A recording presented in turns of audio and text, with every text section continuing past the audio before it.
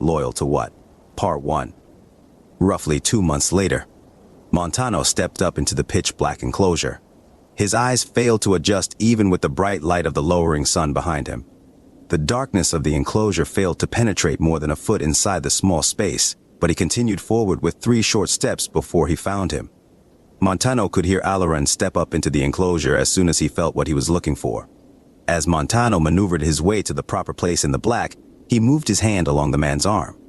Looking back towards the blinding light, he propped up the prisoner towards the black figure silhouetted in the entryway.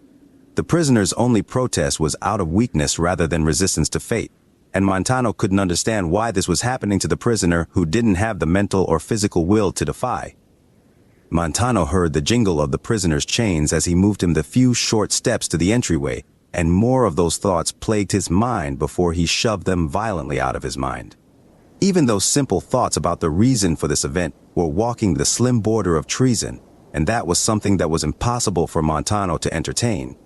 Montano released his grip on the prisoner as he was taken under Alaron's escort. Alaron guided the prisoner down the 4 short little steps, and Montano emerged back into the bright world. Montano stood upon the edge of the prisoner carriage entryway, and his eyes readjusted to the blinding light.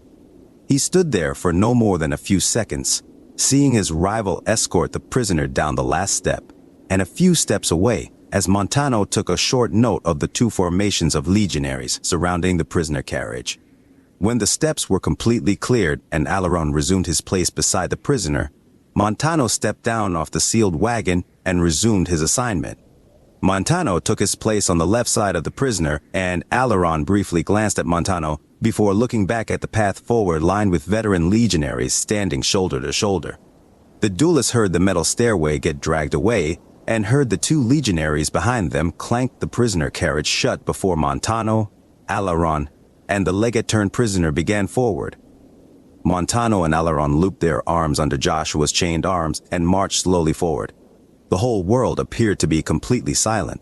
The gently blowing wind moved the banners along the legionary-lined path, but all was silent.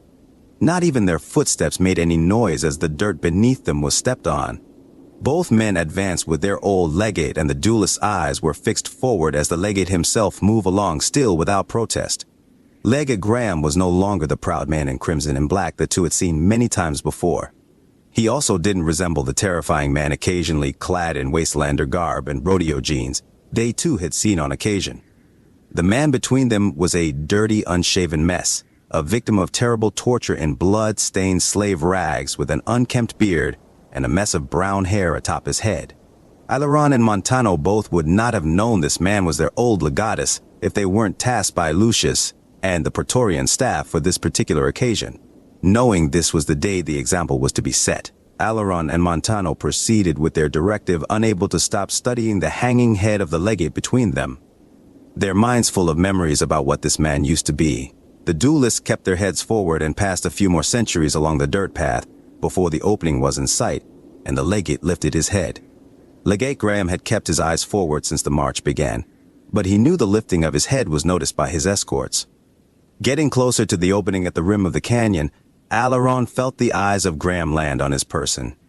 Even though he refused to meet the look, Alaron felt it clear as day on the side of his helm and heard the silent message as another breeze hit his face. That message made all the memories of the Interfector flash before his mind in an instant, and all the times Alaron met and spoke with the legate entered his ears in a schizophrenic way. Alaron knew that he was about to help kill a man he looked up to even more than the Interfector himself, a man who was one of the Interfector's only friends. Despite these memories, and the tragic weight they added to the deed he was about to partake in, Alaron felt the last message enter his being just before the destroyed legate averted his gaze. That message said, "You do what you need to, but remember who I was." The trio advanced further, and Montano kept his eyes forward as well before seeing and feeling the legate prisoner's look land on himself. Montano's mask can and did protect him from a lot of damage over the years. However, if there was anyone who could break through the solid steel, emotionless visage, it was he who granted the mask in the first place. Montano felt the gaze pierce his gifted mask, and Montano again felt a swarm of memories dig into his mind. Montano saw each time he'd been led to countless victories under the legate's leadership across the Southwest. He remembered his moments of triumph, particularly in the New Mexico campaign, where he not only served the legate to the best of his ability, but was awarded special recognition from the man now in chains. Montano felt sick as he felt the defeated eyes of the legate, and nearly felt bad for what he was doing. Montano loved his legate only slightly less than Caesar himself, and suddenly felt angrily confused when all those memories of glory were dashed to pieces by the remembrance of that terrible defeat scarcely a few months prior. The confusion of what all the good meant in the face of a single something that was so bad rid Montano of all emotion, as a feeling of betrayal struck him by the deed. Betrayal was something unforgivable to anyone Legion, and forgiveness itself was a word that had almost no place in the Legion. Montano couldn't decipher whether it was Caesar who betrayed Graham by this coming event, or if it was Graham who betrayed everyone under the bull by such an enormous defeat after decades of victory. Montano felt angry at the world, himself, the legate, Caesar Alaron, and all those soldiers lining the path, but his eyes remained forward. Montano found the confusion in his mind about what was correct, and just disappeared when evidence of who stood victorious in the present spoke the only truth a person had in this world. Caesar was victorious, and the legate was not, no matter how much victory had been obtained under Legate Graham. The fact that it was Legate Graham who was wrapped in chains and being marched to the platform was the only proof of who was correct, and that's all that Montano needed to understand the matter further. Montano heard the last message of Graham enter his mind. "I forgive you." And Graham finally looked away from the man who served him so well. The duelists and their legate prisoner reached the end of the legionary-lined path and passed between the two banners into the open space. Both men could see all the tents beyond the enormous mass of soldiers congregated around this small patch of dirt. Together, they proceeded towards the rocky edge and towards the wooden platform with the chained man. As they approached, the silence lessened. The soldiers around them remained quiet as the grave. But the dirt they stepped over finally began to release its noise as the soft wind was punctuated by the clink of chains against the metal flagposts of so many Legion banners. When they were halfway to the platform, Graham lowered his head even further, and both duelists caught the sight of Lord Caesar standing off to the north side of the Crimson Mass. The two continued along militarily, but both men considered the same thought at the same time. This was the closest that either man had ever gotten to Lord Caesar, a mere 30 feet away. Both men wondered how they would be received by their lord after carrying out this task, but that changed when they were transmitted the reason that Graham lowered his head. Neither knew how they knew this, but they both learned that Graham didn't lower his head further out of shame, but out of the inability to look at that emperor. Before either of them knew it, Alaron and Montano handed the chained man to the sentries atop the platform. Within a few seconds, neither remembered. The duelists completed the handoff and began their march off to the south end of the surrounding formation as instructed by Lucius. When the duelists reached their position and did an about-face, they stood completely still and silent, still thinking about how they'd known their legate and what they'd done for him. These thoughts continued to plague their minds as they absently watched their legate be guided further towards the edge of the platform. Both had only seen the Grand Canyon briefly when they handed their legate to the platform sentries. But that image continued to take up the entirety of their vision when the legate was turned around, and the large jars of boiling pitch were brought to the edge of the wooden platform. A Praetorian executioner took his place beside a lever, and 3 others approached the jars of pitch, where they then lit long torches. Lucius raised his distant hand with 3 extended fingers, and the duelists continued to fix their gaze on the legate while they heard all the officers move forward. Every officer, prime decanus to veteran centurion, left their positions from the silent mass surrounding them and completely lined the edge of the open space surrounding the platform. The duelists briefly noticed some of the centurions take their places along the ridge of the Grand Canyon, with weapons drawn, and aimed at the lone man atop the wooden protrusion. The wind slowed even more, and the silence intensified when all eyes were turned to Lord Caesar stepping towards the chained man. Caesar stopped a foot in front of the platform with the entire Praetorian staff behind him, and the duelists heard the chain softly clink against the nearest Legion banner a few times over the hour-long seconds. The silence on that ridge overlooking the Grand Canyon ended when Lord Caesar broke the silence. Despite the distance or location in the formation, Every legionary present that day could see the sneer on their lord's face as they heard his words for the legate prisoner. Lord Caesar said to the lone figure, "Go ahead, Graham, pray to God. Ask him to save you." The chained legate remained silently staring down at his feet. After a long and quiet moment, Lord Caesar added, "Do it. I'll wait." At that, another long moment passed before the chained man ever so slowly raised his head and looked into the rapidly setting sun. Everyone, including Caesar, expected Legate Graham to meet the eyes of Caesar and carry out his mocking demand. Instead, Legate Graham raised his head until he was looking straight into the setting sun behind Lord Caesar. With the rise of his head, the dead eyes of Graham were exposed to all, showing a flame in them burning hotter and brighter than ever before. Graham's eyes remained transfixed on that sun for another long silent moment before the words, "Forgive him, Father. He has no fucking idea what he's doing," crept softly out of his mouth, carried in the wind for all to hear. Legate Graham kept his gaze on that sun for a long time after those words left his mouth, and more silence continued to devour the surrounding world. As the silence consumed more and more of the world around them, everyone could see the flame in. The legate's eyes died more and more and more. The flame within had finally been extinguished for the final time. It was gone for good, and not even the embers remained in them when his eyes finally landed on the man he served for 3 decades. 30 years of the utmost dedication flashed before his eyes, only to be sentenced to death the second he failed his friend and stood for himself for the first time. The anger nearly sparked once again as more memories of the betrayal weighed on his being. However, before the dam could break, Joshua, without thinking about it, placed all those enormous weights at the only place they belonged, at the foot of the cross. Graham thought about that symbol that saved himself and billions of others over the centuries, and how he personally twisted that symbol into something that showed the end to all who opposed Lord Caesar. Graham was ashamed of his entire life and everything he'd done, but when that flame was gone this time, it was gone for good, and Graham was internally happy that he was about to receive what he so deserved.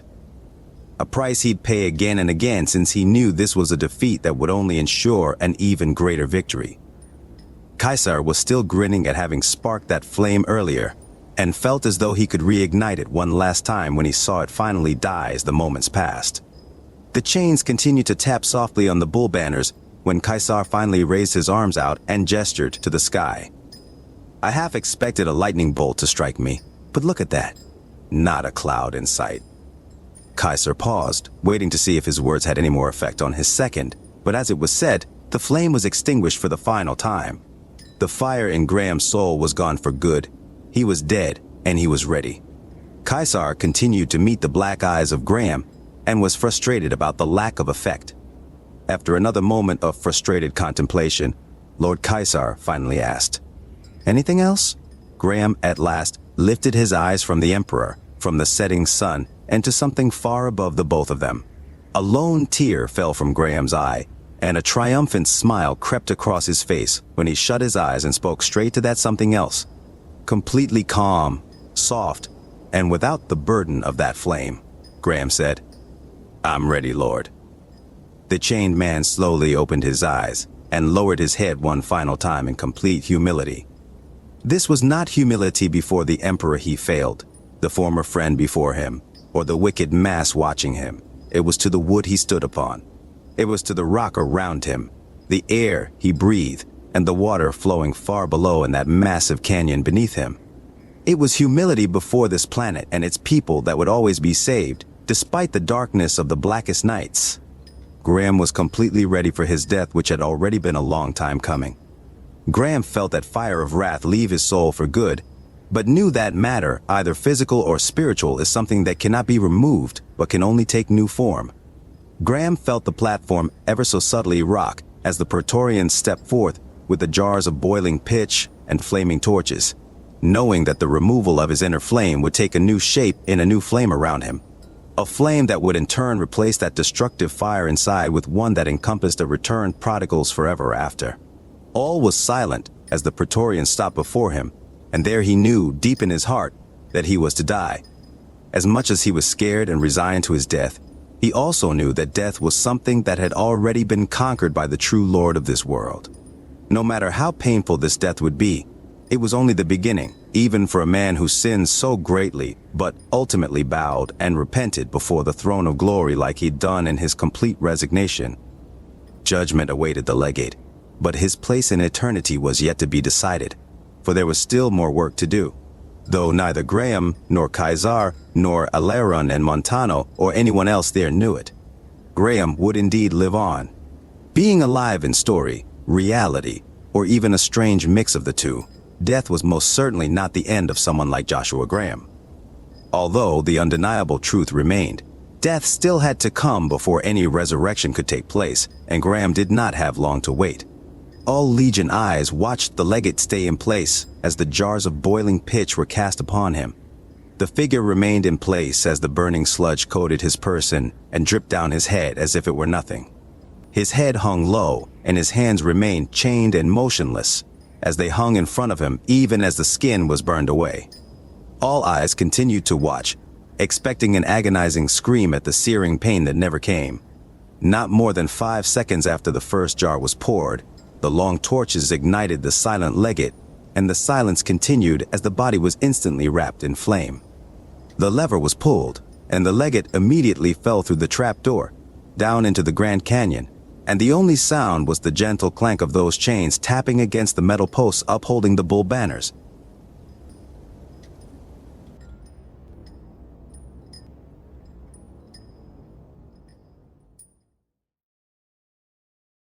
Loyal to what? Part 2. Aleron, Montano, and every other Legion officer lining that open space before the platform stood completely still and silent after watching their legatus of 30 years be dropped into the Grand Canyon. The image of Legate Graham getting covered in boiling pitch before being set alight repeated itself again and again in all their minds as the silent seconds afterward passed. No commander there knew how to handle the display, and it's believed that Lord Kaiser himself didn't know how to handle it either. The world was consumed by more and more silence, a silence that was audibly deafening, a silence that completely covered the wind, the soft clank of those chains, and the fire that was slowly growing along the platform. Sometimes the loudest sound in the world is the complete lack of any sound, and all those legionaries in crimson learned that fact when they saw the image of their legate face one of the most horrifying ends without a single sound in protest. Not the pitch, not the flame, not even the fall made their old legate give a single sound. And that total silence was the most deafening sound anyone there had ever heard as the sun lowered further and further in the west. Slowly, ever so slowly, the silence lessened as the hour-long seconds passed, and all eyes continued to stare straight ahead at that platform being consumed by more and more flame. Aleron and Montano kept their gazes straight ahead, following the Praetorian executioners slowly filing off and away from the platform as the fire grew. They watched the Praetorians march across the space, giving Kaiser their passing salutes before taking their places in the dictator's staff. A few more seconds passed as more sound returned to the world with the growth of that flame, something the duelists continued to study out of their peripherals. At last, after what felt like many years in those quiet moments, the sound of the soft wind had finally returned completely, and the crackle of flame increased in volume. With the sound of the fire growing, the blackened end where Graham stood slowly cracked and fell inaudibly into the canyon below, while the flame continued to burn the rest of the structure. When the sound of that flame was loud enough, every soldier's eyes were still seeing the legate's silent end, and began wondering if the sound of the fire was actually coming from the platform near them, or from the burning legate somewhere far below at the bottom of the canyon. For whatever reason, one seemed just as likely as the other. All eyes from the massive force went instantly away from the flame when Kaiser spoke from his lone position in the middle of the assembly. Kaiser's voice buried the roar of that fire, and the armed centurions along the ridge ended their stealthy attempts to search for the corpse of Graham below, instantly turning towards their lord in their machine-like way at Kaiser's first utterance. Soldiers, with each and every legionary and officer in the massive force staring at Kaiser, they saw him alone in the center of that open space, and the Praetorians had already moved aside. Lord Kaiser continued, "Officers of my legion, Montano, Aleron, and every officer prime decanus to veteran centurion lining the rim of that space before their lord, was locked completely on the man himself, whose face bore a terrible sneer. Pure determined evil and authority emanated from every pore in the aging emperor's body as he went on. With the image of their legate's end still repeating in the back of their minds, Lord Caesar gestured to the flame-wrapped execution platform as he shouted, "That man, that creature, that thing, was a complete and total failure. He failed each and every one of you here. He sent you into war for me to die without the glory you have been promised by himself and me. His defeat, many of you were there, and many of you know his inaction in the face of changing battlefield circumstance." He paused before resuming even louder, words dripping with anger and authority. "I expect victory. Even in the face of defeat, I expect you all of you, commanders especially, to achieve your glory, your victory. My victory, even through death." He paused once more, looking back at the flaming platform as more of it crumbled into the canyon below. Alaron and Montano heard every word, and the minds of every crimson soldier there at Hoover Dam was thinking about the battle. They remembered the battle, where they were, who they killed, and every action they'd done that day, while the words of Caesar showed them through a new lens. Montano heard Caesar's words, remembered all he'd done in that catastrophic battle, and the words of Caesar echoed in his mind, "He failed each and every one of you." Montano remembered that day, and the image of Graham began to show Montano the truth of how Graham had betrayed him. It was through Graham that Montano was cheated out of the glorious and victory-ensuring end that he'd been ready for since he first became a recruit. Montano, just like everyone who fought at Hoover Dam, including Alaron, was all right with a battlefield defeat so long as they got the death that would have given glory to Caesar. Montano thought once more back to the battle, and how he was certainly battered enough and covered in enough enemy blood to experience that end, but the horn call blared in his mind again. The duelist thought of the inaction, the frustrated conversation with Lucius, and saw the image of Graham's body wrapped in flame fall one more time as a tragic but determined smile grew on Montano's face. As that smile stretched across Montano's face, he felt his eyes narrow and felt each muscle in his face move to create a countenance that Caesar would approve of. But then he felt something else. Montano felt the weight of the steel mask covering his own. That metal expressionless visage was all he ever wanted his true face to say, but now that he wanted Caesar to notice his loyalty and dedication, it couldn't happen. The mask was in the way, and he would not dare remove it or move in general while Lord Caesar was speaking. For some unknown reason, this obstruction on his face didn't make him even angrier at the failed legate. Instead, being stuck behind the mask made Montano even more internally confused and panicked, as the reason he wore the mask resurfaced in his mind. This mask was a gift. This mask was a gift for all his exceptional service to Lord Caesar in New Mexico. A gift given to him by the man who led him to failure, who betrayed Caesar, who betrayed all who were denied victory at Hoover Dam. As Montano's inner battle continued on, Caesar resumed. "I ordered all of you commanders to the front to witness with your own eyes the end of that failure. You all will remember the details, everything you witnessed, and know that my legatus imperialis was only an example of what happens to commanders who abuse their authority and think their defeat can ever take the place of victory.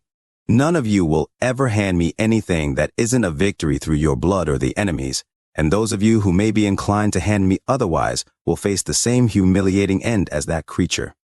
Everything he'd ever done for me or for you now means nothing, since he thought he could cheat both you and me, Lord Caesar, out of ultimate glory." Caesar looked back once more at the platform. The flame was now dying, as there was not much left to burn once the flame had reached the rock. Another small piece of the blackened platform fell into the canyon, and Caesar continued to look around the large ring of officers packed shoulder to shoulder surrounding him. The sun was finally resting just half above the western mountains, and about to sink lower. The flame continued to die, and the wood continued to pop and crackle when Caesar concluded rather softly compared to his rage-fueled shouts from moments earlier. Still loud enough for all to hear, Caesar said, "From this moment forward, I will never hear that failure's name mentioned again. That fucking traitor never even fucking existed. So let that be a final lesson to any servant of mine thinking about turning on me after all I've fucking done for you. You will be erased, and you will forfeit all the honor and glory you've ever achieved for me." When the final message had been delivered to the assembled officers, the idea of failing Caesar and forfeiting all they'd achieved for him was almost too much to bear for some. Many officers' goggles were fogged as each commander who saw the legate's end held back the physical expression of sadness at the mere idea of failing their emperor in such a manner. A long silence lingered after the last words were said, and in the final sentence, the eyes of Caesar landed on Aileron. Aileron believed that was the first time Lord Caesar had ever looked at him, and momentarily felt the same shock that Montano did at the formation atop Fortification Hill. But Aileron felt the look on Caesar's face even more.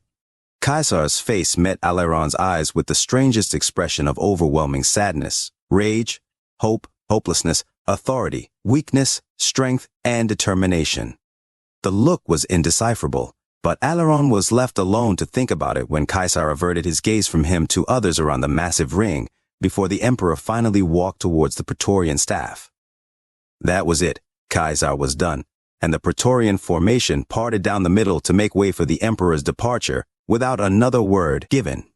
Another silence ensued after the dictator departed, and the entire force to witness the afternoon was left without orders for a final hour-long minute.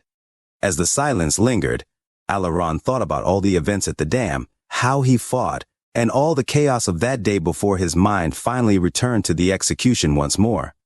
Aileron thought about what Caesar's words meant in relation to Aileron's own experience with Graham, and he thought back to that look as the words, "You will be erased, and you will forfeit all the honor and glory you've ever achieved for me," echoed many times before disappearing into a clouded mind.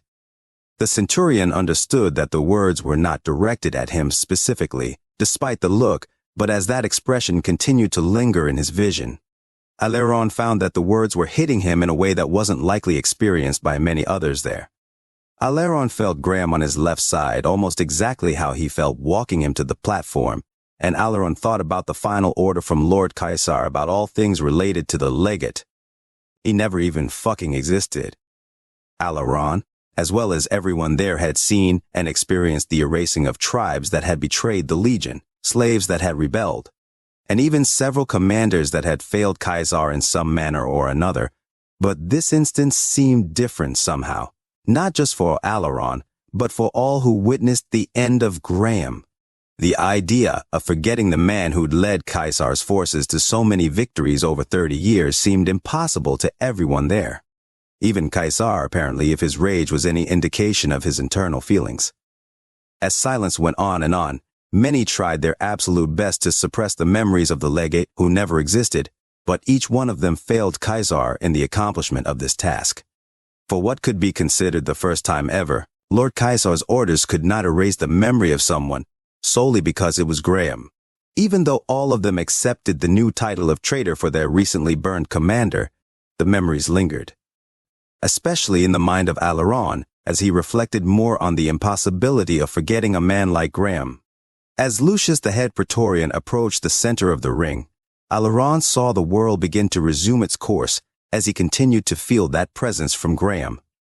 There, Aileron remembered the final message his legate communicated to him: "You do what you need to, but remember who I was," and with a mind still grappling with the impossibility of forgetting that man, Aileron accepted another defeat by internally asking himself the question everyone there was still battling.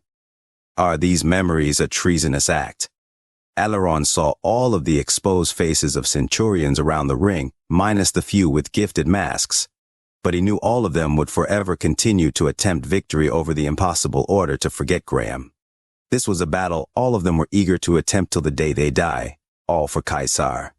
But Aileron was the only one who saw the futility in even attempting such a task as the final message from Graham echoed in his mind once more.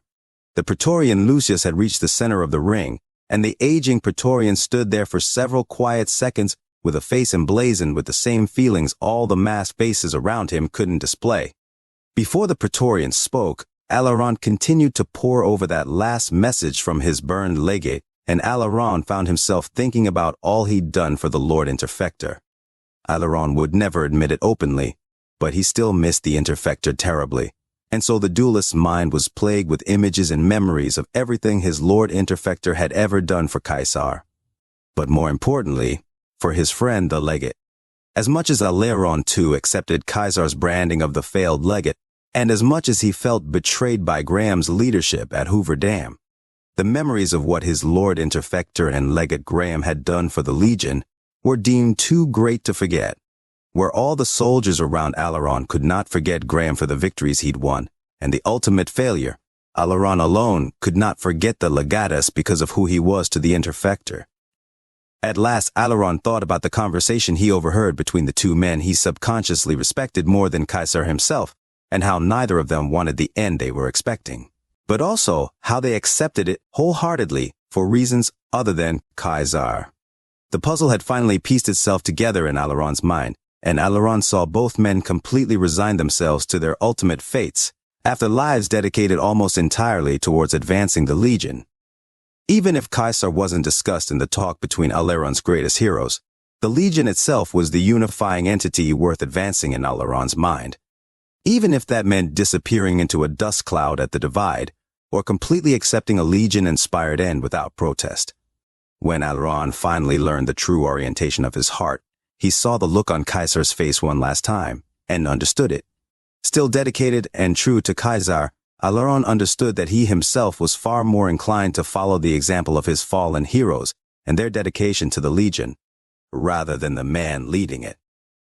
So, in his first ever act of direct defiance to Caesar, Aileron decided that he would internally recognize and value the lasting inspiration and memory that was Joshua Graham, and refuse to discard or even attempt to repress that memory. When Aileron's mind had returned to the world at hand, he saw all his brothers across the ring and studied the men in his peripherals. Seeing Montano's continuing mental battle before his eyes landed on the tragic yet determined face of the Praetorian Lucius in the center. The sun had not moved as it continued to hover half below the horizon, but night was coming, and the image of their flame-engulfed failed commander would illuminate the darkness of many future nights as the Legion resumed its perpetual wars. At last, the world was permitted to continue spinning as Lucius the Praetorian ordered. Legio. The nearly 600 sets of Legion eyes in the ring and surrounding formation instantly snapped to Caesar's current second before finally saying in a tone that matched the afternoon's tragic display, "Return to your charge." At that, all the officers in the ring did an about-face and returned to their forces in the surrounding mass. Loyal to what? Part 3. At the order of Lucius, all the officers on that ridge overlooking the Grand Canyon dispersed and returned to their units in the ranks behind them, and the sun got lower. Nothing beyond the sound of footsteps around the encampment, or the occasional low-spoken order was heard as more and more time drifted by. The sun eventually disappeared in the west, giving way to the night, and fires across the camp were lit as each soldier in crimson began the slow task of continuing onward. As enormous as the event of the day was, there was still more work to do as the Legion set about its new direction after the death of its legatus. Aileron was seeing to the encampment duties of his prime century, the 101st, ensuring the unit's needs were tended to in the silent aftermath of the execution. When he was done, there were no new orders for him or the other officers, but that was being slowly attended to as the night went on. Eventually, Aileron found himself standing by his century's central fire, silently warming his hands from the northern Arizona winds, with a number of other Decanian veterans just waiting.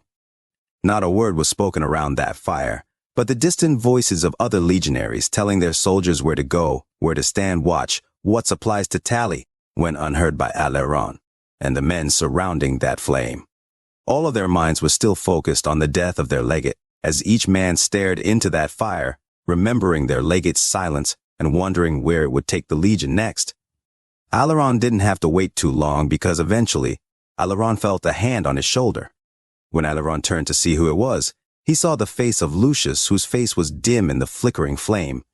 With a gesture of the head and the quiet words, "Centurion Aileron, a moment please," Aileron departed the huddle of officers around the campfire and stepped to the side with the head Praetorian. Beyond the reach of the glowing fire, Aileron and Lucius faced one another in the darkness before the Praetorian spoke. "Centurion Aileron, I have your new orders for you here." Aileron saw the black figure of Lucius move to pull something from a satchel, and Aileron briefly looked back at the faces surrounding that flame. Each one was maskless, and still staring into the fire, caught in recollections of the commander. They were still trying to forget out of obedience to Caesar. Suddenly, Aileron felt a letter get placed in his hand, and Aileron understood why Lucius had pulled him to the darkness. Lucius had no intention of letting other commanders see that he was just as distraught as the rest of them. Aileron gripped the letter in his hand before Lucius said plainly, "Read it on your own time. There'll be more details in the letter, but you are to return to the camp atop Fortification Hill and assist in the construction of a stronghold. You will be helping lead the defense of Arizona along the Colorado River, alongside the 86th, 73rd, 68th, and 55th centuries, reporting to the Praetor of Flagstaff until further notice." Lucius paused and Aileron pocketed the letter. The two stood there silently for a moment, both lost in more recollections of the day before Lucius added simply, "Is there anything I can clarify?" Another silence lingered as Aileron tried to find something to ask that would assist in his directive. However, Aileron experienced the same thing the other commanders approached by Lucius did. His mind was too focused elsewhere. So all Aileron could say was, "No, Praetorian. No directive clarifications are required." Aileron felt the letter in his pocket once more, and Lucius too was lost in thought before he processed Aileron's reply and gave a simple goodbye. "Very good, Centurion. Read the letter as soon as possible and set out immediately. The sun will rise tomorrow, and so will the Legion." The dark figures of Aileron and Lucius nodded at one another before Lucius said, "I bid you valet and true to Caesar, Centurion Aileron." Aileron replied with his valet and true to Caesar, and immediately the Praetorian set off to another nearby sentry encampment, leaving Aileron alone in the darkness. Aileron didn't stay there long. Instead, his mind returned to more memories of the legatus that he wished to forget, if not out of adherence to the word of Caesar, then to further advance the Legion. Aileron concluded that the best way to move forward was to see about his new orders. So, Aileron returned to his place by his sentry's fire, and was scarcely even noticed by the other officers. All remained silent when Aileron removed the letter from his pocket, unfolded it, and began to read it over in the dim flame. The orders merely elaborated on the basic directive Lucius outlined. Aileron discovered the name of his new commander in Flagstaff, the roles of the different centuries along that new front in relation to his own, and what they were to do. The only detail in the order that stuck out to Aileron was the one that said they were to defend the Legion's Arizona territory, while Lord Caesar and a large Legion force is campaigning in the east. Aileron briefly wondered who was left in the east to conquer if the goal was to gather more strength. Aileron thought back to all the years at the Interfector side, seeing the fall of New Mexico from afar, and seeing to the taming of the Colorado wilderness. He thought that maybe the war against the Brotherhood of Steel would resume, but even the continuation of that conflict would only seem to bring about more territory rather than people.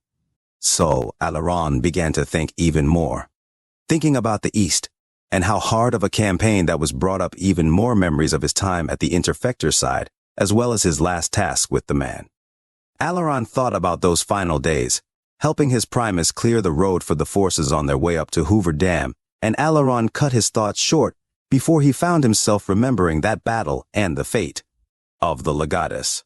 Instead, Aileron's thoughts remained on those last days with the Interfector before he disappeared on that ill-fated expedition into the west. And there he remembered the news they received about all the auxiliaries that had been betrayed in order to supplement the Legion's assault on Hoover Dam. He remembered the pride he experienced when he heard that news, but he also remembered how it affected the Interfector. Suddenly, Aileron felt a strange feeling in his gut when he learned how dissatisfied his Primus was at Lord Caesar's inclination to betray those who'd been faithful to the Legion. And Aileron thought about the countless townships and communities from the Colorado River to the impassable plains of desolate wastes leading to Texas. The duelists began to fear the worst for those towns that had already provided the Legion so much without the sacrifice of themselves. At any other time, Aileron would have considered the idea of those towns being assimilated into the Legion with the legionaries' glee, but with memories of the legate's end still hovering at the back of his mind, he found himself wondering how the Interfector would take the news, rather than how Caesar expected him to take it. Aileron concluded that Lord Interfector would not celebrate the news, but would instead trust that Caesar understands what he's doing while performing his own directives the best he could. Aileron decided that he would do the same, and set about his new tasks that would benefit the Legion in whatever his role permitted. If Aleron or the Interfector weren't sure if Kaiser was leading them down the right course, both men, including the legate, could have at least taken solace in the idea that they performed in the Legion's best interest. For the last time, Aleron reread his orders in the light of the fire and continued to battle his future ambitions against the uncertainty of the Legion's current direction. As much as Aleron was hopeful about the future with memories of his friend the Interfector, the events of the current day continued to plague Aleron's mind as the officers of his century hovered beside that fire with him. After a while, Aleron felt a presence behind himself, and a brief glance showed that it was Gabriella, who wasn't permitted to watch the afternoon's events but made herself useful to the other slaves of the century. She stepped closer to Aleron, to the point that he could see her out of his peripherals and felt her eyes studying him. He briefly thought back to first acquiring her, how he treated her, and what an excellent servant she'd become at his side. He considered how he should reprimand her for looking at him without permission, as he'd done in the first days, weeks, months, and even years after acquiring her. But then his mind returned to the Interfector and how he treated her. Aleron continued to look into the fire, feel her gaze, and remember the past in ways he'd never done before until he felt her hand gently pull his arm. The feeling made Aleron turn to her, and upon meeting the pretty tribal slave's aging face, he could see the concern in those eyes as they gestured to his tent at the edge of the century's circle. Aleron heard the silent message, but declined with a face that would not accept any offer of comfort in this time that demanded discipline and reflection. Gabriella went to lower her eyes, knowing Aleron was in no mood to speak with her. Aleron saw this understanding in her, and with a mind still elsewhere, moved her towards a place closer to the fire, before walking away to clear his head in the cold breeze. Gabriella watched Aleron depart into the darkness, and looked into the fire as the soldiers around her remained completely transfixed on the flickering flame. Montano saw the approach of Lucius from across the small campfire near his personal command domicile. He watched the man walk in a slow-motion state towards himself, and Montano wondered how it was possible that time had seemed to be going far slower than it normally did. Montano spent the past half hour after ensuring his century was ready to move out at dawn just sitting alone by that fire outside his tent. As Lucius continued his slow approach, Montano's eyes drifted to the central fire of his own century's encampment that was surrounded by over a dozen legionaries and officers locked in the same state of contemplation and forced memory repression that all soldiers across the Grand Canyon region were stuck in. Montano looked longingly at those soldiers around the fire and wondered if the presence and company of his subordinates would help speed up this terrible slowing of time, but he couldn't bring himself to approach them. As distant as his soldiers were, he could see their exposed faces in that fire, and not one of them had spoken a word since joining the warming flame. No. If Montano was going to be stuck in the same terrible silence as everyone else, he preferred to do it alone. At that, he remembered that he actually wasn't alone as he glanced at Raquel sitting on the small stool next to him, holding her hands almost in the flame as her body was curled up to embrace the cold night. When his eyes returned to the distant fire populated by his soldiers, he saw the face of Falco standing just as silent as the rest of them, and briefly considered ordering him or one of the other staff officers to his company. But again, Montano concluded he'd rather be alone since he didn't really even consider the timid Raquel to be company. However, as his eyes went back from Falco to Raquel, he caught sight of Lucius, who was almost close enough to talk. When Montano's eyes landed on Raquel, he saw her still shivering, and saw Lucius stop on the other side of the fire as he stood himself up. Raquel hadn't even noticed who stopped before the flame, but her attention turned to Montano when he tossed the cloak he'd been using as a cushion onto her lap. Montano looked to Lucius and back to her before saying to the slave, "Put on that cloak, warm yourself up inside my quarters, and prepare a fire for my return." With a meek, "Yes, master," Raquel stood up and put on the cloak, her eyes lingering on the Praetorian for a moment before departing their company to set about her tasks. When the slave departed, Montano turned back to Lucius, whose face glowed solemnly in the fire. Montano saw this expression in the Praetorian's face, and the immediate silence after the slave's departure left Montano knowing that Lucius was plagued by the same issues silently affecting everyone there that afternoon. Montano, as was customary, began the conversation with the Praetorian in a manner seemingly devoid of the internal conflict he was still trying to forget existed. Ave, Praetorian Lucius, true to Caesar. Lucius looked up from the small fire to Montano and replied in the theme of the evening. Lucius said, Ave, Centurion, I'm here to deliver your orders on behalf of Caesar. Montano remained silent, a silence that every soldier in the region took as an answer of its own. Montano was thinking about how eager he was for the orders to arrive, and how he couldn't truly muster the sense of eagerness he wanted in his mind or actions, as the flame reminded him of the legate's incineration. Lucius handed Montano the letter, and Montano began unconsciously opening it to the surprise of Lucius. Montano noticed the look of vague surprise on the Praetorian's face, and was about to inquire about the apparent issue when Lucius said offhandedly, with a tinge of pride and relief, Centurion Montano, you truly are an inspiration to all commanders of the Legion. Montano met the face of Lucius, briefly curious about the reason for such a remark when he found himself unconsciously folding the letter back up. Montano did not need to hear an overview of the directive he'd been handed, or linger in the silence of what happened earlier that day. Montano only wanted to move on, read the order from Caesar, and not look back at what happened in the defeat at the dam, or the execution of the legate. What neither Lucius nor Montano understood was that Montano was impacted by the execution deeply. Montano, just like every other commander who received their new orders that evening, was just desperately searching for a distraction.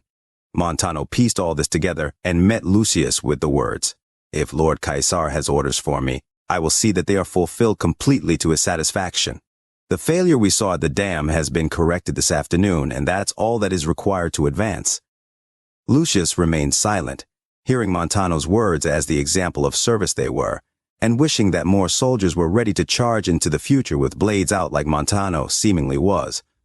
The only problem was that this demeanor of Montano was only a mask for what he was truly feeling. The truth was made apparent even to Montano himself when Lucius replied to Montano's conviction.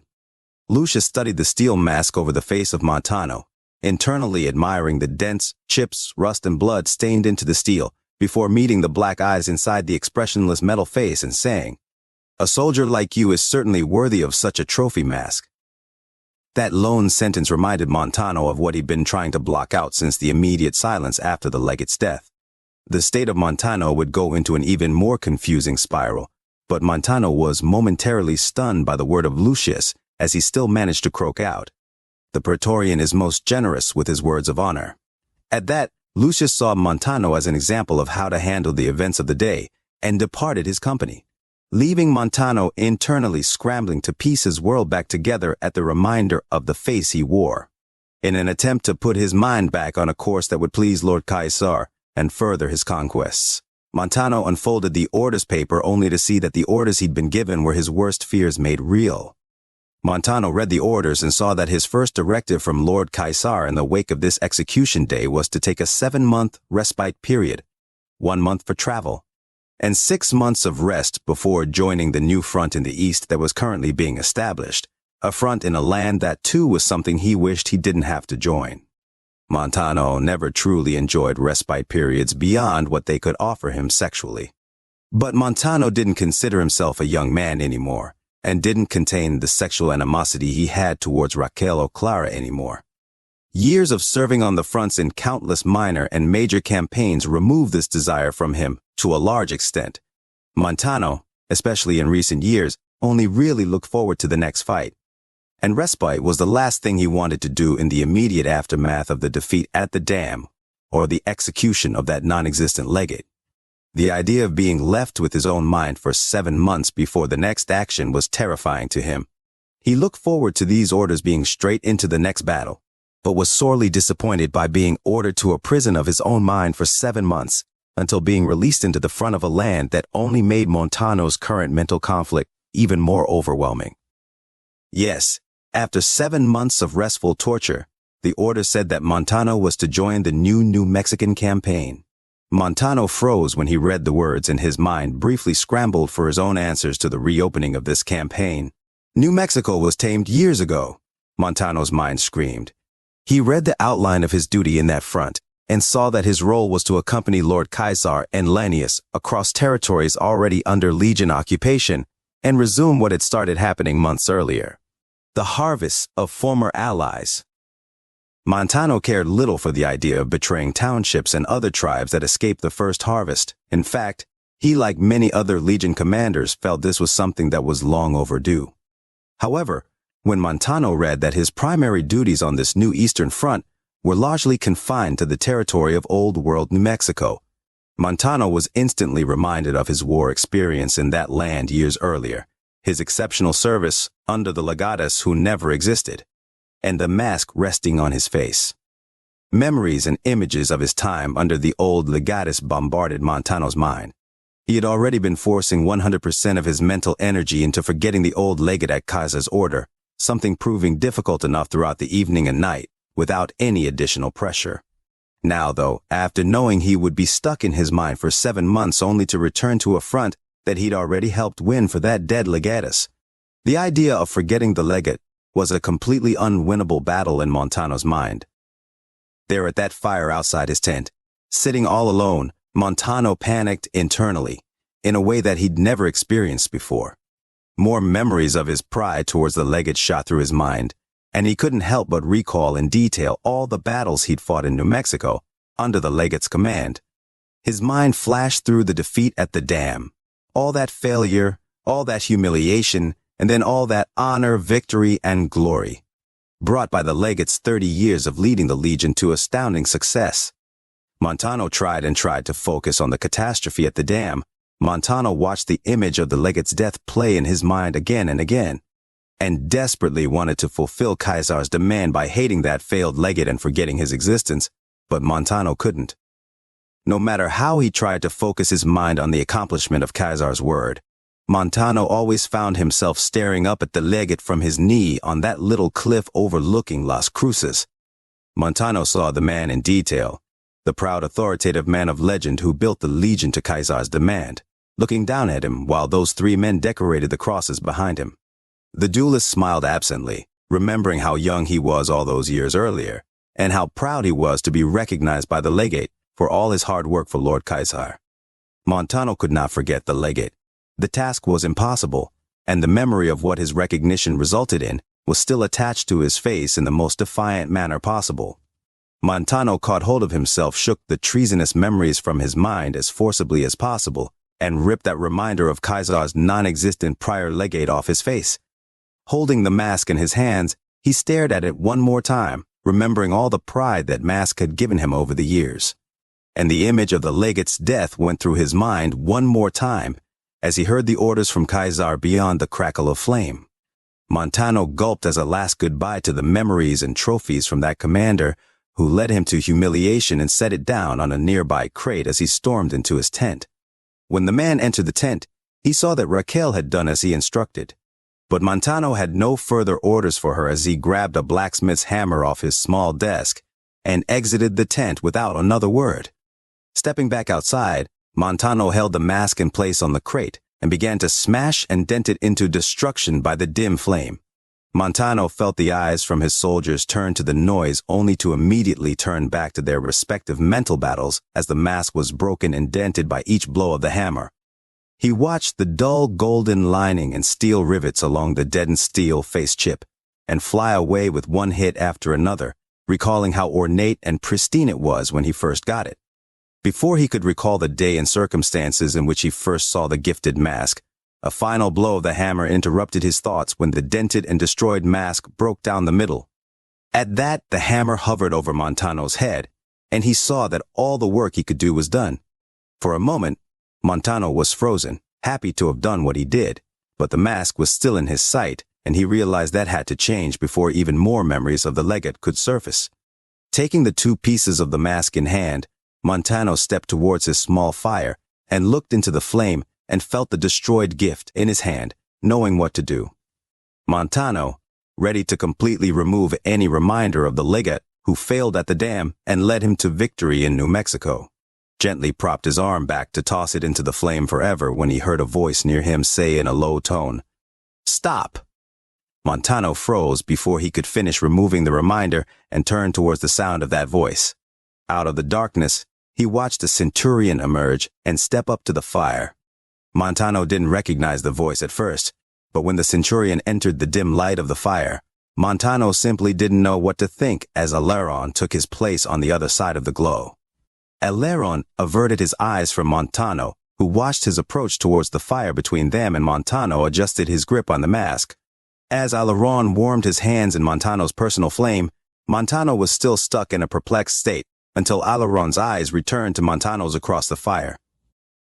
The two remained silent, and both men studied one another. Aileron looked into the battered and scarred face of his rival, seeing the familiarity in the face he hadn't seen unmasked since that day at the dam. Montano too looked at Aileron's face, bearing the damage of just as many wars, but without the extensive frontline record. Remembering the ferocity and competence he showed at the dam as well as Dogtown.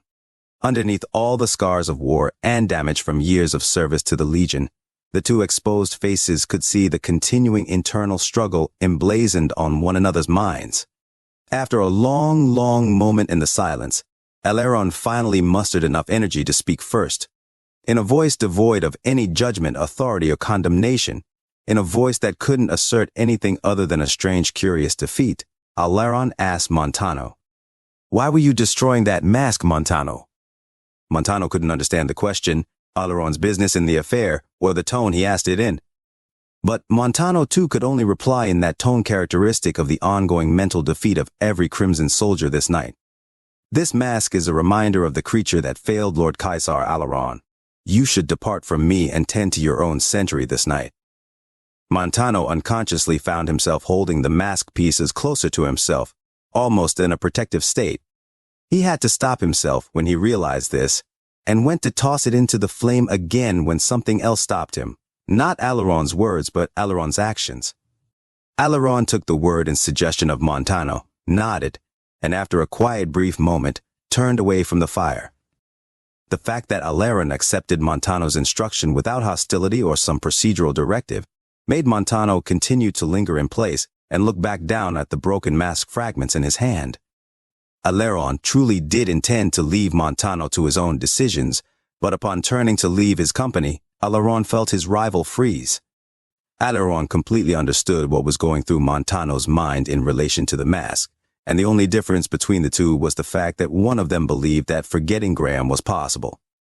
Before taking another step further away, Aileron turned back to Montano, seeing the man holding and staring down at the mask in clear hesitation of his decision to cast it into the flame. When Aileron saw this, he said to Montano, "I understand what you are thinking, but you should at least hold on to the remains of that gift." Montano met the eyes of Aileron across the fire, as Aileron added, "That mask is a valued Legion symbol of victory that you've earned through countless wars." The two locked eyes for another long moment, each one's face just as devoid of emotion as the other. Finally, Aileron turned to continue his departure, when this time he froze at something. Before Aileron could step further away, his attention turned back to Montano, who said defeatedly, "This mask is no longer a symbol of Legion victory. It needs to be erased." Aileron agreed with Montano's conclusion about the ultimate title of that trophy, and was about to return to his encampment after such a long walk to clear his head when Montano realized something. Montano realized that it was himself who was lying. Montano understood that he earned the mask, that it was a symbol of what the Legion had achieved under the legate. But realizing he didn't need to erase it, made him clutch the mask in his grip tighter.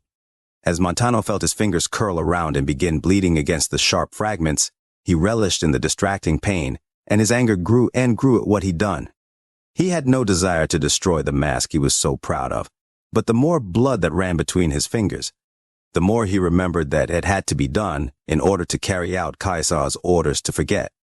Aileron watched the blood drip from Montano's hand, and Aileron nodded in acknowledgement of Montano's words. At last, before Aileron could turn to depart once more, he watched Montano's defeated face sink further into Caesar's victory as his bloody hands finished the work.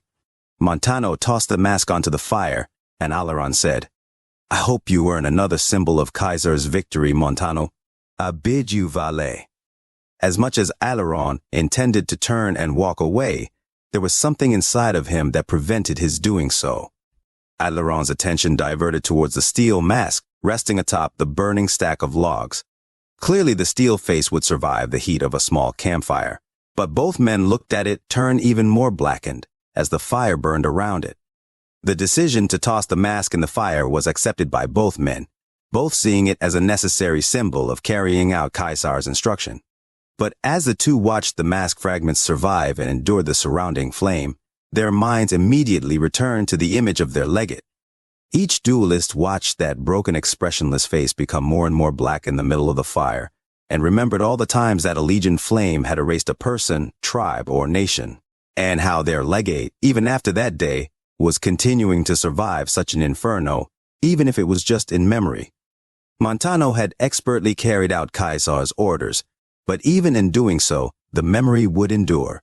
As satisfied as Montano was at casting the symbol into the flame, the more he watched the mask remain, the more he understood that his final gesture was meaningless. And the idea that Caesar's orders were impossible to fulfill landed Montano's mind on the same conclusion that Aileron had reached earlier that evening. A defeat that Aileron willingly accepted was something that Montano simply couldn't out of obedience to Caesar. As Montano came to this realization, his mind panicked at thought of yet another failure in this mental war, but all that changed when he looked up from the flame and saw Aileron's face. A face that knew and accepted the failure that Montano couldn't. Aileron looked up from the futile efforts of that flame against such a strong symbol and saw the refusal to accept this defeat in Montano's eyes. After such a long time, Montano said to Aileron, "That mask was not a symbol of Caesar's victory. It was a symbol of temporary victory for final defeat." These were the thoughts that Caesar had ordered Aileron to arrive at, and ones that he promised himself would remain the outward orientation in all he did going forward. But hearing the words and seeing the face of Montano as he delivered them made the world stop. As the men looked into each other's eyes, and the mask sat enduring the fire, both men realized that they were no longer plagued by the image between them so long as they could see the internal conclusions their rival had reached.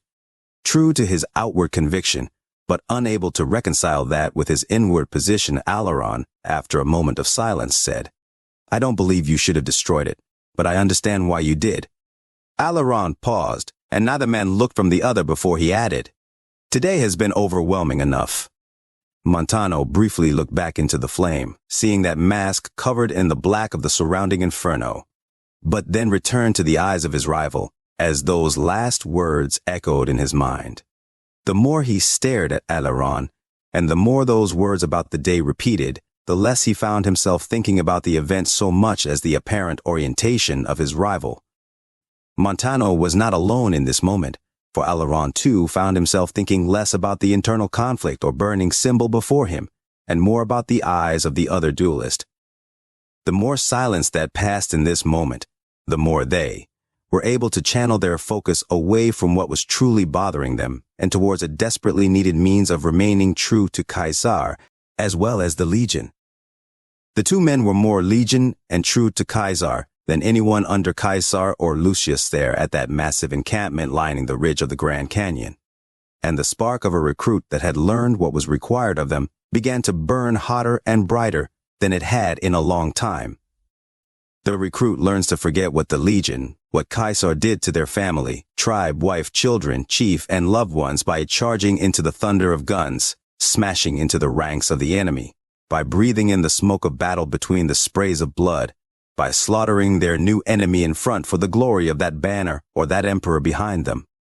Aileron and Montano remembered this as they looked into the other's eyes, and in a night where every man in crimson was stuck in the worst prison a soldier of Caesar could endure, the duelists saw their out, and charged towards it fully aware of what it would take to escape.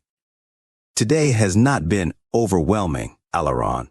Today was a day of celebration, Montano lied.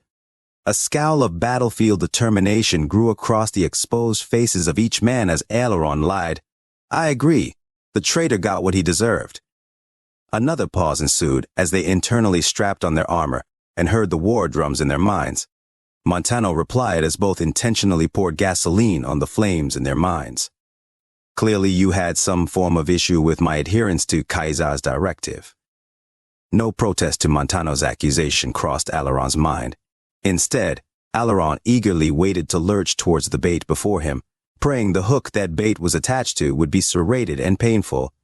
Montano added, "How could you oppose me destroying something given by that burned man?" Both men had known that they'd caught one another by their hollow words, merely taking the words for the formality they were in an effort to bury the true issues in their hearts. The sinister scowl on Alaron's face grew even more as he replied to the eyes of Montano. "Regardless the origin, it's still a symbol of Legion victory. Your victory, Caesar's victory." Completely calm, but bearing the outward expression of the animosity they so needed, Montano read his rival's face, and both men decided to skip to what they intended to happen.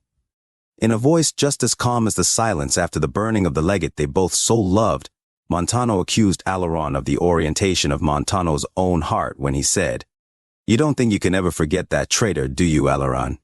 Neither man had moved a muscle in the following silence as the words sank into Alaron's mind, and Montano embraced the internal blow of that confession. After a moment, Alaron inhaled deeply, eyes fixed murderously on Montano, as he accused him of his own inward stance.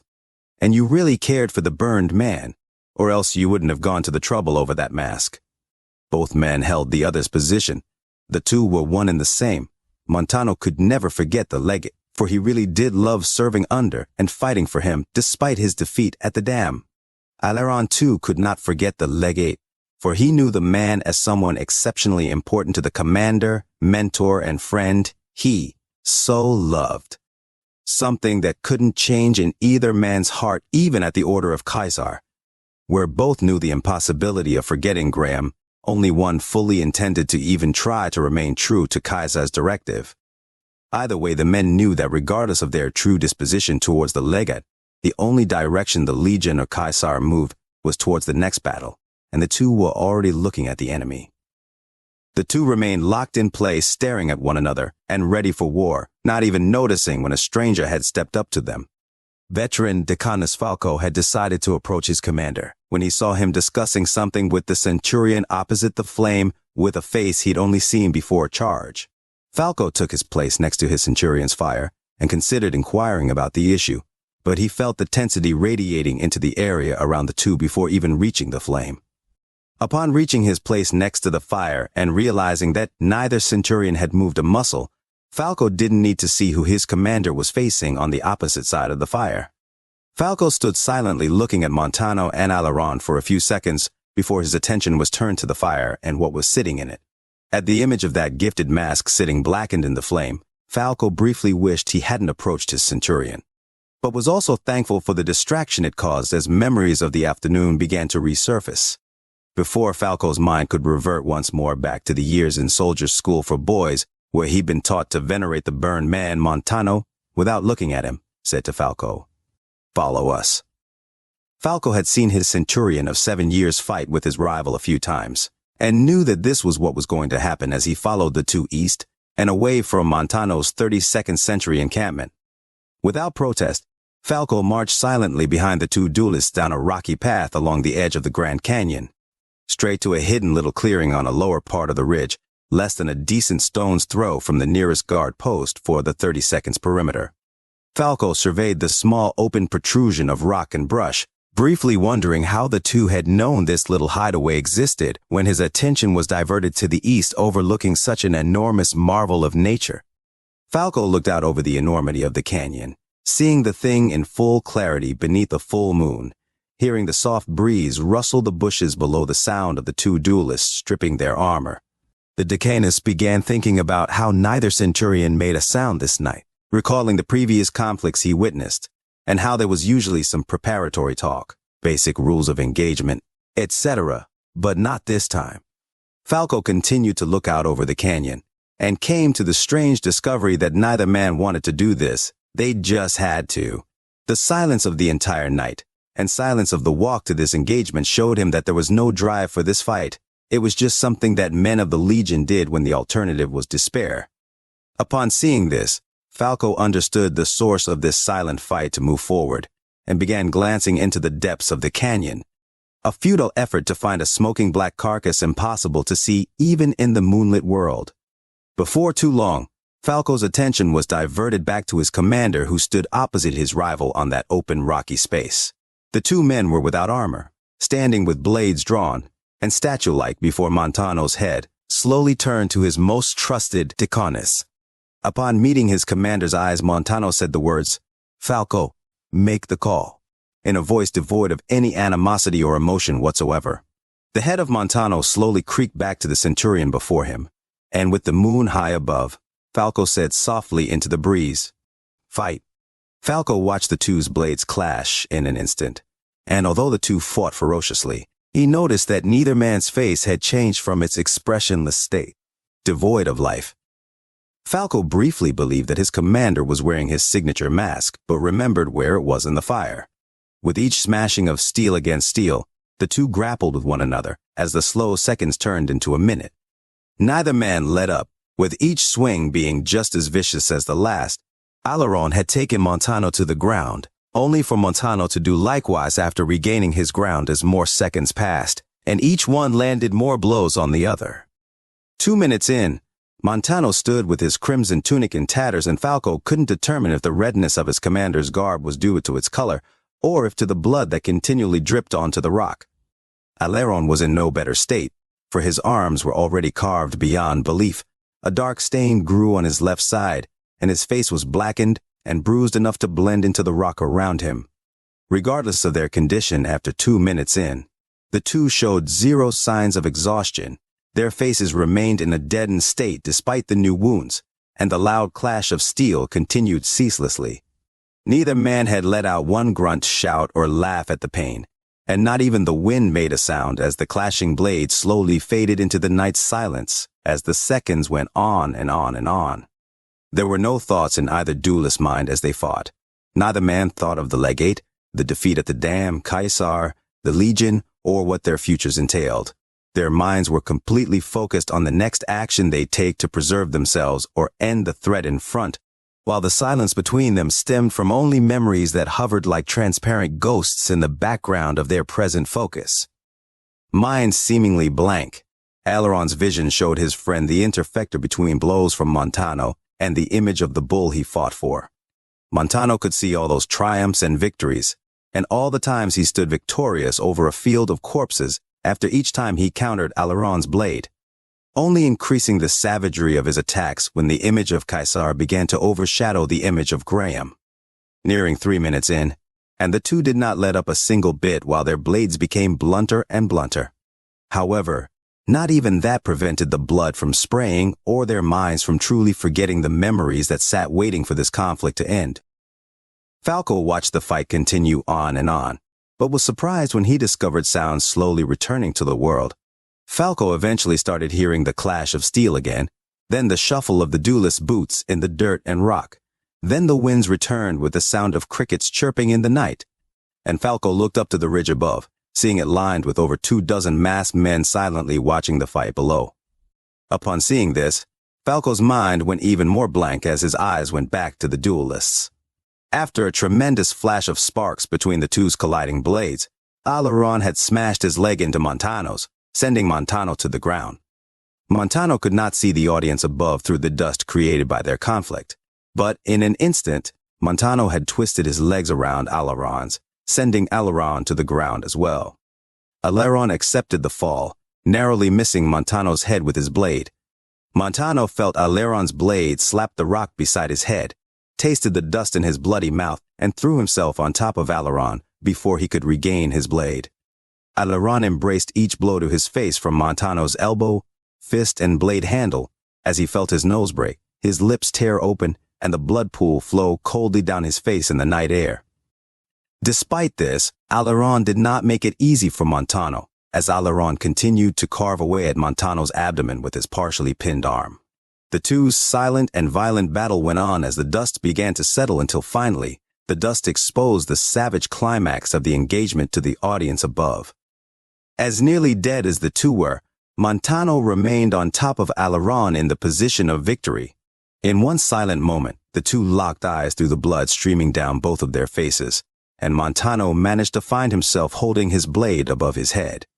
Looking down at the nearly destroyed face of Aileron, Montano's blade lingered in the air above his head, as his eyes tried to make sure that the destroyed face below him was Alaron's. There, his blade stayed. This was it. This was what Montano wanted for so long, and he couldn't understand why he hadn't immediately ended Alaron.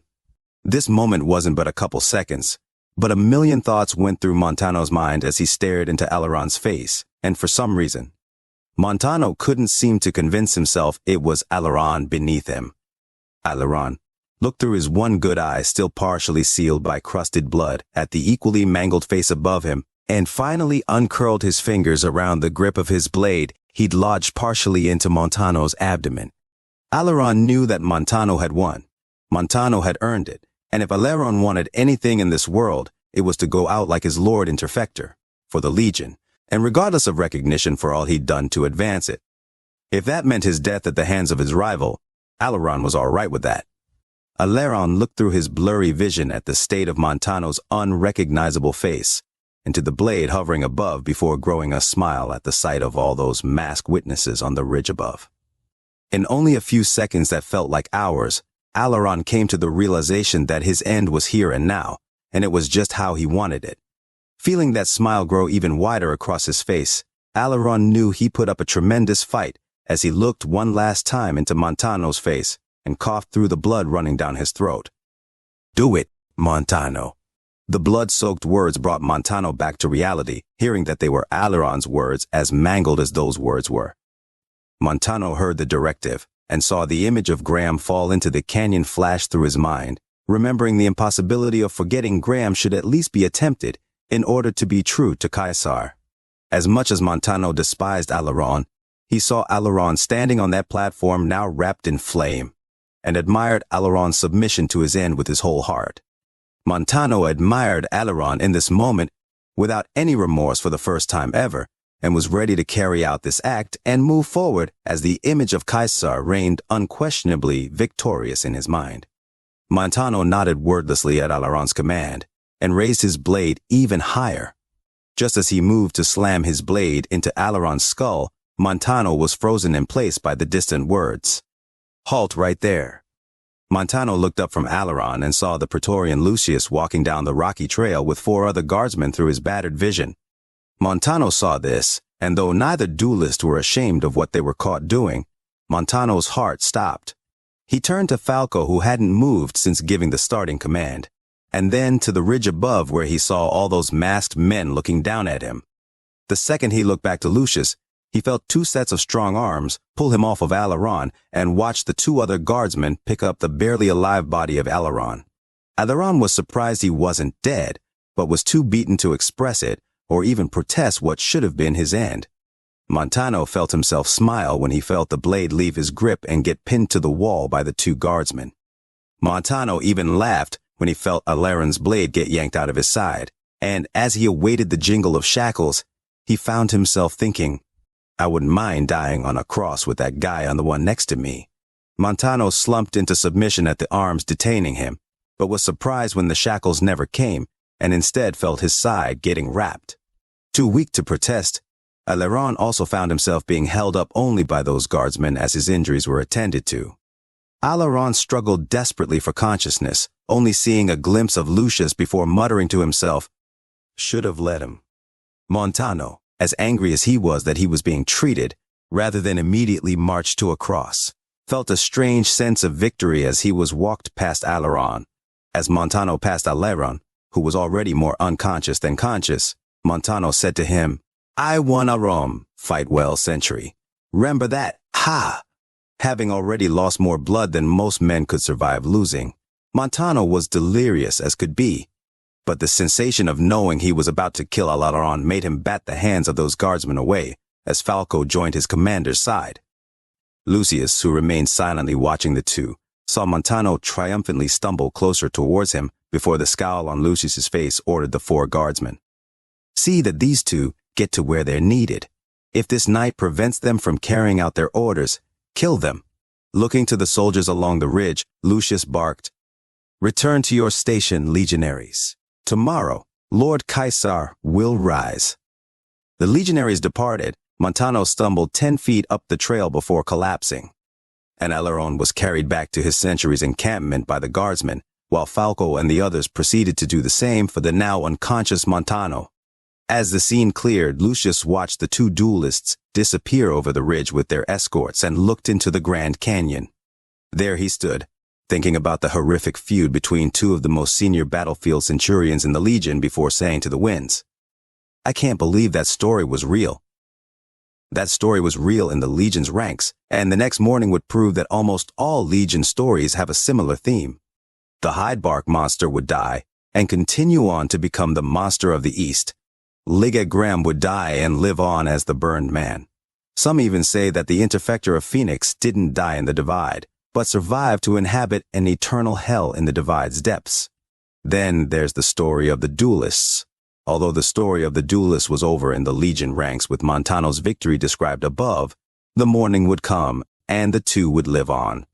The duels of Montano and Aileron would continue to circulate in Legion camps for a long time afterward, but all the stories ended with the fight at the edge of the Grand Canyon, where both Montano and Caesar reigned victorious. However, the intricacies of who each man was, what they held dear, was largely unknown to the common legionary, and regardless of who sat in the position of victory, the morning eventually arrived, and both continued. What happened after this night was something not many lived to hear about in Legion camps across the Southwest.